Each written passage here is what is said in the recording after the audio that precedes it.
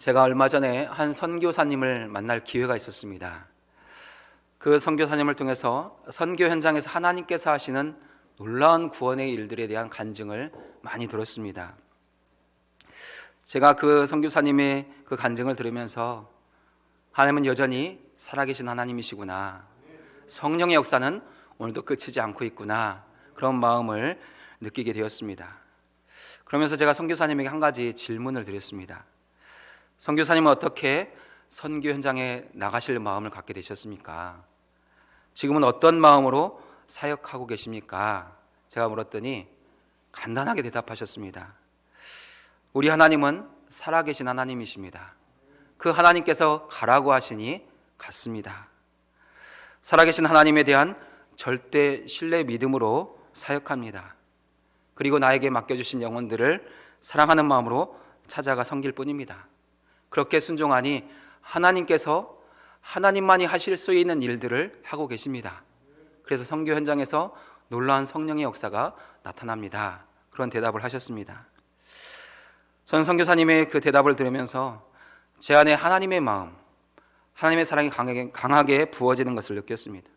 그리고 하나님의 그 긍휼과 자비의 마음이 제 안에 채워지는 것을 느끼게 되었습니다. 그리고 하나님을 향한 절대 신뢰의 믿음을 다시 회복하게 되었고, 또 하나님이 하실 일들에 대한 기대와 소망을 다시 갖게 되었습니다. 그러면서 한편으로는 제 마음이 둔해져 있었다는 것을 회개했습니다. 늘 하나님에 대해서 말씀을 전하고 기도하지만 사실 우리의 마음은 쉽게 둔해집니다. 우리 모두의 영적인 상태도 그렇지 않겠습니까? 늘 예배하고 늘 말씀을 듣고 늘 기도의 자리에 있습니다. 그러면 우리가 영적으로 깨어 있습니까? 영적으로 깨어 있어서 늘 하나님과 깊이 소통하고 하나님의 음성을 들으며 하나님의 인도하심을 보고 느끼고 있습니까?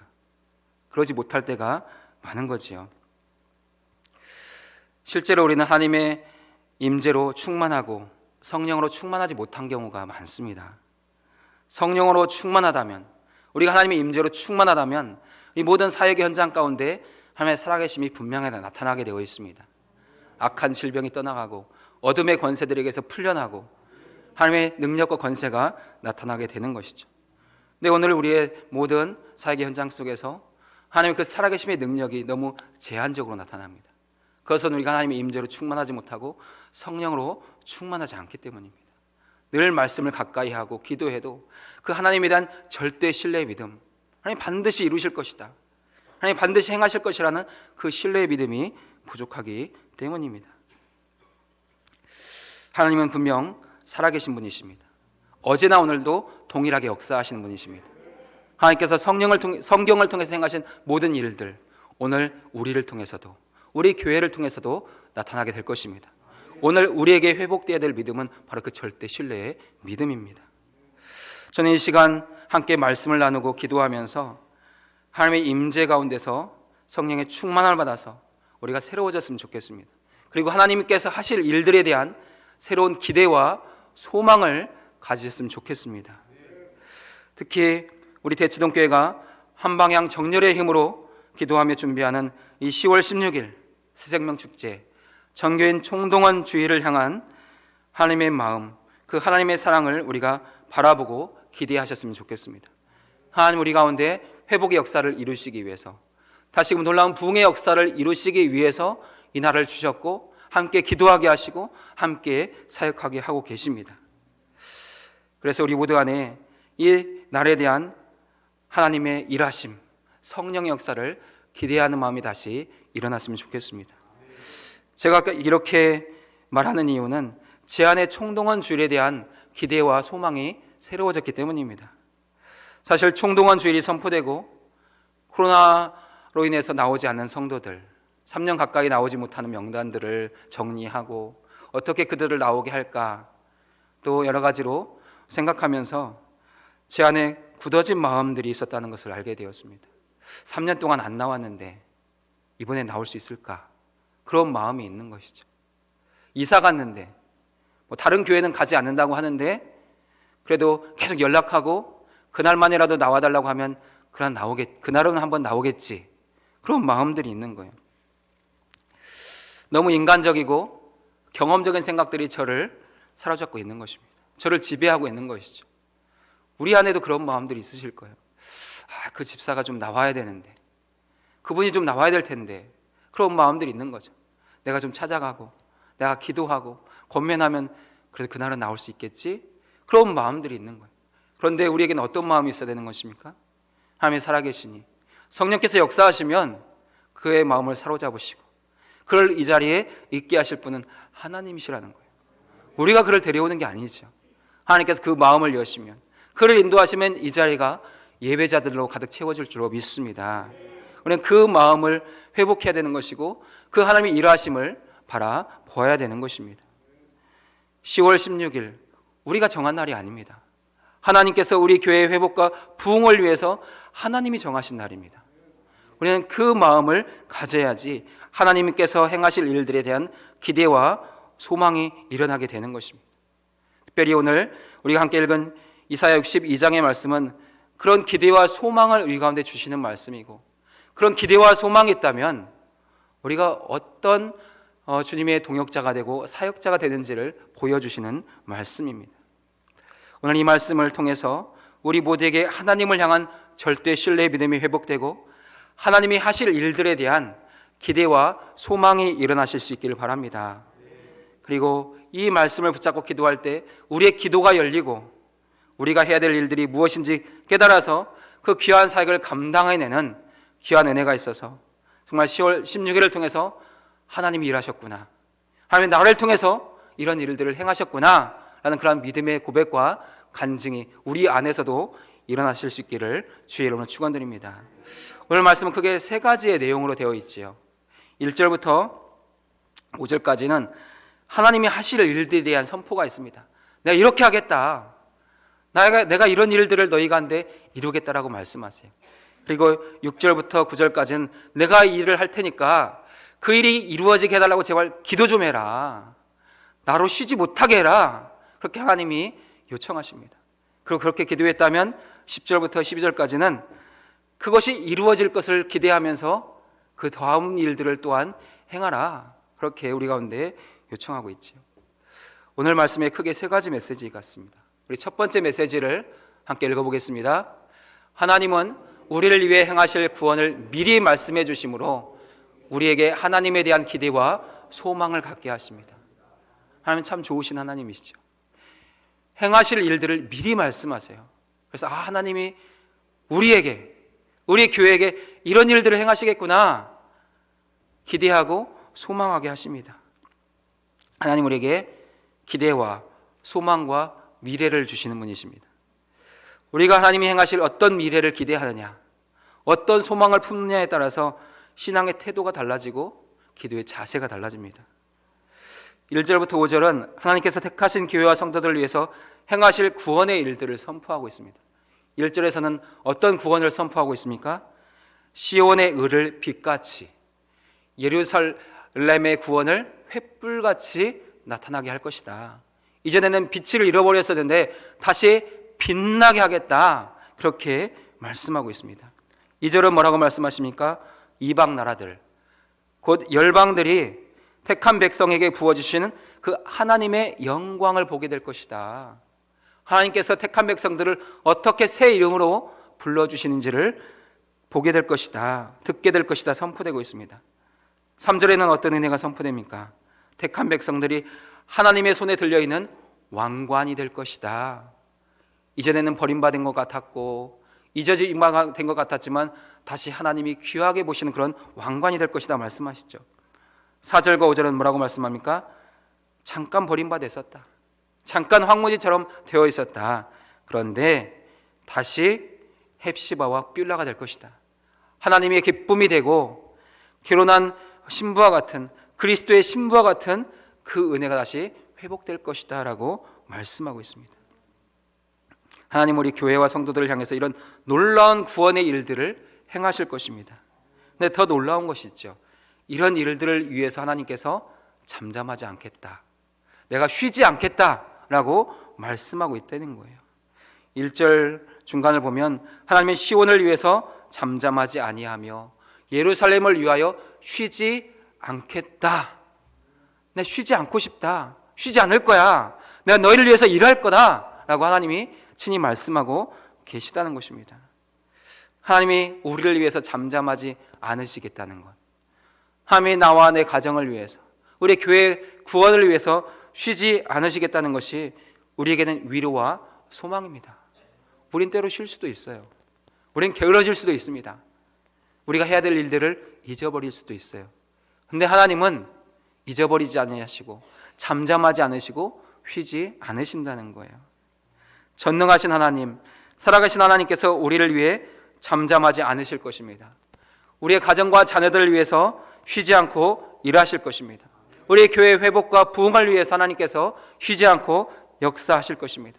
그런데 어떻게 회복되지 않고 부흥하지 않을 수 있겠습니까? 우리는 그 하나님의 일하심, 쉬지 않으심을 바라보면서 하나님의 놀라운 구원을, 회복을, 또한 충만한 은혜를 이루실 것을 바라보고 기대하셔야 됩니다. 하나님이 잠잠하지 않으실 것이고 쉬지 않으실 것이기 때문에 우리 안에는 반드시 회복돼야 될 것이 회복되고 부흥해야 될 것들이 부흥하게 될 것입니다. 이 새벽에 우리의 구원과 회복을 위해서 일하시겠다고 하는 그 하나님의 말씀을 통해 사랑하는 여러분의 심령 가운데 새로운 기대와 소망이 일어나실 수 있기를 주의 이름으로 축원드립니다. 내가 만나야 될 성도, 내가 기도하는 그 성도가 반드시 이 자리에 올 것이라는 그 기대와 소망을 가지시기 바랍니다. 그런 기대와 소망이 있으면 우리가 두 번째 단계로 나갈 수 있어요. 여기 두 번째 메시지가 있습니다. 우리 함께 읽겠습니다. 우리가 하나님의 마음을 알고 하나님의 행하실 구원과 회복과 부흥을 신뢰하고 소망하게 되면 쉬지 않고 기도하게 됩니다. 아멘. 우리가 기도를 쉬거나 기도를 게을리하는 경우가 있습니다. 바빠서 그렇습니까? 분주해서 그럴까요? 그렇지 않습니다. 하나님에 대한 기대, 하나님에 대한 신뢰가 사그러졌기 때문입니다. 내가 기도하면 하나님 반드시 응답하실 것이다. 내가 기도한 대로 하나님이 이루실 것이다. 이 믿음이 있으면 어떻게 하겠어요? 기도하겠죠. 하나님이 이루실 때까지 하나님 붙잡겠죠.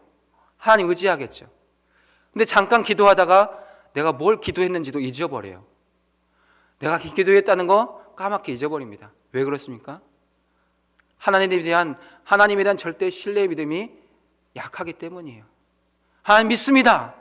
하나님 도와주세요. 라고 기도했지만 금방 우리의 마음이 식어버린다는 거예요. 우리의 믿음이 약해진 거죠.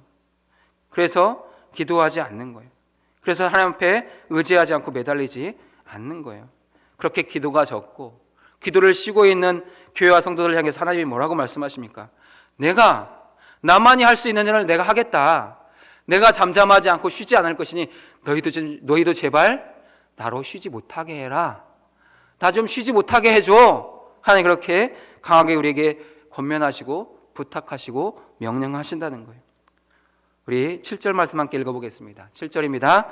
또 여호와께서 예루살렘을 세워 세상에서 찬송을 받게 하시기까지 그로 쉬지 못하게 하라. 하나님은 쉬지 않고 싶으시다는 거예요.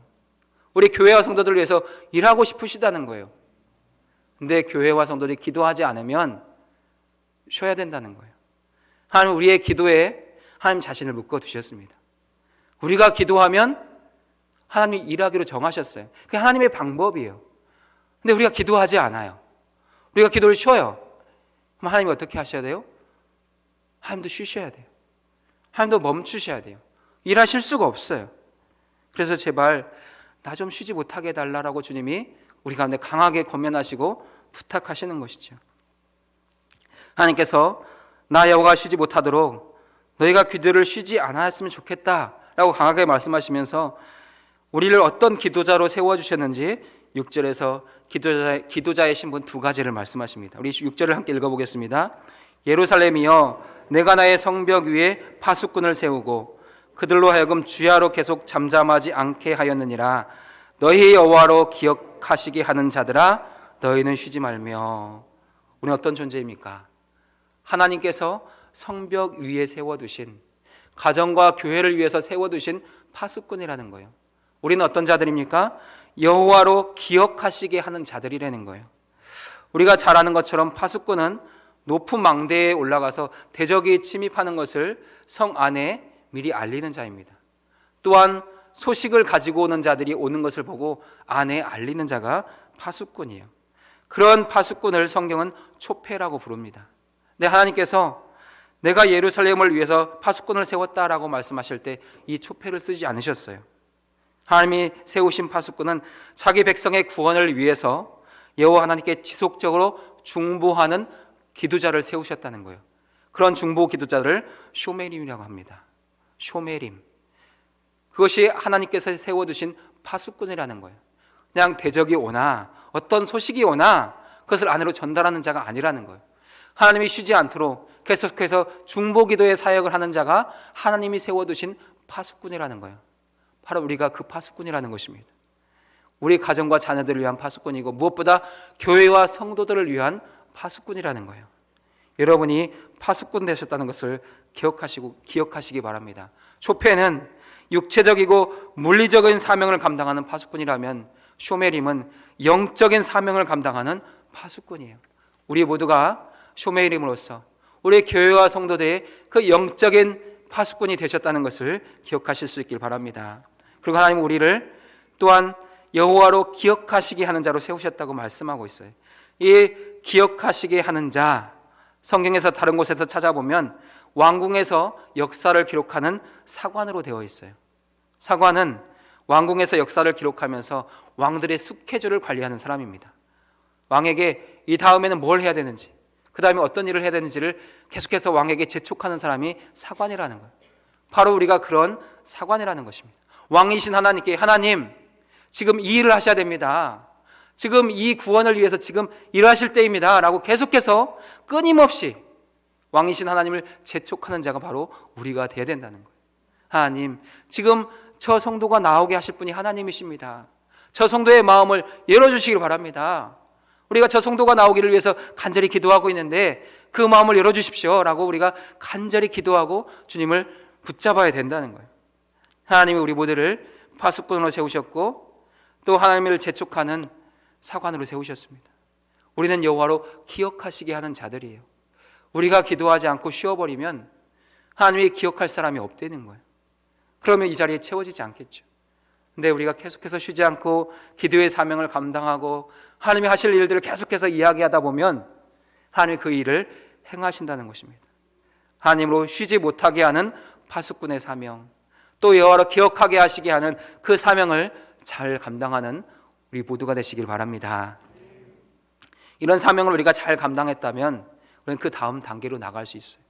우리가 충분히 기도했고 하나님이 일하실 것이니 그 일들을 기대하겠죠. 그것이 세 번째 메시지입니다. 우리 세 번째 메시지 같이 읽어보겠습니다. 하나님과 같은 열심으로 쉬지 않고 기도하는 성도는 하나님이 행하실 구원을 바라보며 주님 앞으로 나와야 할 성도들이 올 길을 닫고 준비하게 됩니다. 아멘. 우리 하나님의 마음을 알고 하나님의 행하실 일들을 기대하는 마음이 생겼습니다. 그럼 기도하겠죠. 기도를 많이 했어요. 아, 하나님이 일하시겠구나. 그런 그 응답을 우리가 받아요. 그러면 그 다음 단계로 우리는 준비할 수 있다는 것입니다. 하나님이 응답하실 것들, 하나님이 행하실 일들의 다음 준비의 자리에 우리가 나갈 수 있다는 거예요. 그것이 회복과 부흥의 때를 위한 준비입니다. 하나님께서 기뻐하시는 영혼들이 하나님 앞으로 나올 때 그들이 쉽게 나올 수 있도록, 불편을 느끼지 않도록, 방해받지 않도록, 그리고 방향을 잃지 않도록 큰 길을 수축하고 방해물을 제거하고 기치를 높이 든다는 거예요. 이러한 준비를 신학에서는 환대라고 말합니다. 신학에 여러 분야가 있는데 환대 신학이 있어요. 요즘에는 환대의 신학이 굉장히 중요하게 여겨지고 있습니다. 10절 말씀을 보면 환대의 4가지 원리가 있어요. 우리 10절 말씀을 같이 읽어보겠습니다. 성문으로 나아가라, 나아가라, 백성이 올 길을 닦으라, 큰 길을 수축하라, 돌을 제하라, 만민을 위하여 기치를 들라. 이게 환대의 4가지 원리가 있죠. 첫 번째는 주님 앞으로 나오는 사람들, 성도들을 영접하기 위해서 밖으로 나가는 수고가 있어야 된다는 거예요. 환대하는 사람이 집안에 앉아서 내 자리에 있어서 왔어? 그렇게 말할 수 없다는 거예요. 밖으로 나가서 그들을 환영하고 그들을 영접한다는 것이죠. 때로는 그것이 밖에 나가는 안내가 될 수도 있습니다. 때는 그 사람 집까지 찾아가는 신방이 될 수도 있어요. 여러 가지 모습으로 우리는 나아가서 그들이 올 길을 준비해야 된다는 거예요. 그들이 돌아올 수 있도록, 그들이 주님의 앞으로 나오는데 편안함을 느낄 수 있도록 가까이 찾아 나서는 그 환대가 첫 번째로 있어야 된다는 거예요. 그 두 번째 환대가 있습니다. 하나님 앞으로 나오는 성도들, 그들이 편안함을 느낄 수 있도록 길을 닫고 수축해야 된다는 것이죠. 오랫동안 나오지 못했던 성도들이 주님 앞으로 나올 때 크고 넓고 편안한 길이 열려 있어야 돼요. 그래야지 오랫동안 쉬고 있다가 나오는 성도들이 인간적인 마음으로 다시 돌아서지 않는 거예요. 오랫동안 나오지 않은 성도들의 마음이 좁아져 있습니다. 때로는 그 마음이 닫혀 있기도 해요. 그런데 교회와 성도들이 열심으로 기도하고 쉬지 않고 기도해요. 하나님이 찾아가서 그 마음들을 만져줘요. 그럼 그 마음들이 조금씩 열리겠죠. 닫힌 문들이 열릴 것입니다. 사실 그들에게 길이 없어서 못 나오는 거 아니죠. 뭐가 없어서 안 나오는 것입니까? 마음이 없어서 안 나오는 거예요. 마음이 없는 거예요. 그런데 우리가 쉬지 않고 기도하고 하나님 그 마음을 만지시면 그 마음에 길이 생기는 거예요. 길이 있으면 사람은 가게 돼 있습니다. 그 마음에 길이 열리고 문이 열리면 주님 앞으로 나오게 돼 있어요. 우리는 계속해서 그들을 위해서 기도하고 안부를 묻고 초대장도 보내고 문자도 보낼 거예요. 그럼 그들의 마음이 열리겠죠. 열린 마음으로 주님 앞에 나올 수 있도록 큰 길을 우리가 준비하고 수축하는 거예요. 그럼 그들이 나올 때 아무 불편함 없이 나오기 잘했구나, 그 마음을 느낄 수 있도록 우리가 환대를 준비할 수 있다는 거예요. 환대의 세 번째 원리는 그들이 나오는데 방해되는 것들을 제거하는 것입니다. 오랫동안 나오지 않는 사람의 마음에는 가고 싶은 마음도 있지만 어떻게 하면 안 갈 수 있을까라는 그 마음도 또한 있는 거예요. 이 두 가지 마음이 늘 사람에게는 있거든요. 스스로 하나님 앞에 죄송한 자격지심이 있어요. 오랫동안 안 갔는데 가면 좀 한데라는 그 마음이 있는 거죠. 왠지 거꾸로운 마음이 있어요. 또 가면은 나한테 뭐라고 할래나? 그런 걱정거리도 있어요. 그냥 모처럼 큰 마음을 먹었는데 나가야지 않을 이유를 찾는 게 사람들이 연약한 마음이거든요. 근데 그들이 나올 때 거친 돌이 있으면 안 되겠죠. 조금이라도 거친 돌을 보면 안 가길 잘했다, 그 마음이 생길 수도 있다는 거예요. 무엇보다 그들이 나올 때 우리가 그들에게 거치는 돌이 되지 않으셔야 됩니다. 정말 모처럼 나왔는데 뭐라고 해야 돼요? 잘 왔어, 내가 너 교회에서 기도했어, 기다렸어, 왔어, 반갑다, 그렇게 말하시면 돼요. 그동안 뭐 했냐? 안 나오니까 좋든? 그런 말 하시면 절대 안 돼요. 그거 완전 거치는 말이에요. 그 마음에 꼭 그냥 못을 박아가지고 그래 괜히 왔다, 다음에 오지 말아야지, 그 마음 주는 거예요. 완전 장애물이 되는 거죠. 그런 것들을 다 제거해야 되는 거예요. 너무 반갑고 좋은데 뭐라고 할지 모르겠어요. 그럼 어떻게 해야 돼요? 그냥 웃으시면 돼요. 그냥 웃으시면서 끄덕끄덕 해주면 이심전심이라고 하죠. 그냥 내 마음이 전달되는 그런 마음이면 충분한 거예요. 네 번째 환대의 원리는 주님 앞으로 나오고 싶은 마음들이 흔들릴 수 있는데 그때 방향을 잃지 않도록 계속해서 기치를 드는 거예요. 기치를 든다는 것은 당신이 와야 될 자리가 바로 여기입니다, 이 자리로 와야 되라고 계속해서 손을 들고 있어야 된다는 것이죠. 오랫동안 나오지 않던 분들이 다시 나올 때 참 쉽지 않습니다. 갑자기 일정이 없던 일도 생기기도 해요. 또 다른 일들이 자꾸 그 사람의 발목을 붙잡을 수가 있어요. 그럴 때 우리는 어떻게 됩니까? 끝까지 기치를 들고 있어야 돼요. 진정한 구원이 주의 몸된 교회에 있다는 것, 또한 진정한 구원이 예수 그리스도 안에 있다는 것을 계속해서 우리가 그들을 향해서 손을 들고 기도하며 기치를 들어야 돼요. 그럴 때 당일에는 부득하게 못 나올 수도 있어요. 정말 내가 10월 16일 갈게 약속했는데도 불구하고 다른 일정이 생겨서 못 나올 수도 있어요. 근데 우리가 계속해서 기치를 들고 있으면 어떻게 돼요? 그 다음 주 나올 수 있는 거예요. 그 다음 주라도, 그 다음 달이라도 나올 수 있는 거예요. 그게 우리가 끝까지 환대하면서 기치를 들고 있는 거예요. 그러면 주님께서 반드시 그 영혼들을 다시금 이 예배 자리에 서도록 인도해 가실 것입니다. 우리는 우리의 구원과 회복과 부흥을 위해 잠잠하지 않고 쉬지 않겠다고 말씀하시는 하나님을 향한 절대 신뢰의 믿음을 회복하셔야 됩니다. 그리고 하나님이 쉬지 못하도록 중보 기도의 파수꾼의 사명, 하나님 모든 약속을 생각나게 하시는 그 사명을 잘 감당해야 됩니다. 그리고 회복과 부흥의 때를 위해서 우리가 기도했다면 그것이 이루어질 것을 우리가 믿고 확신하면서 그 준비를 갖추어 가야 됩니다. 10월 16일 새생명축제 정기원 총동원 주일은 하나님께서 우리 교회 가운데 구원을 주시는 날입니다. 회복을 주시는 날입니다. 부흥을 주시는 날입니다. 그것을 우리가 믿고 확신하면서 한 방향 정렬의 힘으로 함께 기도하고 환대를 준비해서 하나님의 구원과 회복과 부흥의 역사에 함께 동참하는 우리 모두가 되실 수 있기를 주의 이름으로 축원합니다. 이제는 우리 주님 예수 그리스도의 은혜와 하나님 아버지의 극진하신 사랑하심과 성령의 교통하심이 내가 너희를 위해서 쉬지 않겠다고 말씀하시는 그 주님을 기대하고 소망하며 우리도 쉬지 않고 기도하여서 하나님의 행하신 놀라운 구원의 일들을 보고 누리며 그것이 우리의 새로운 고백과 간증과 찬송이 되기를 소원하는 모든 사랑하는 성도들 가운데 주신 가정의 가정과 자녀들의 기도의 제목 가운데 우리 교회가 기도하며 준비하는 모든 사역의 현장 가운데 이제로부터 영원토록 함께 하시기를 간절히 축원하옵나이다. 아멘.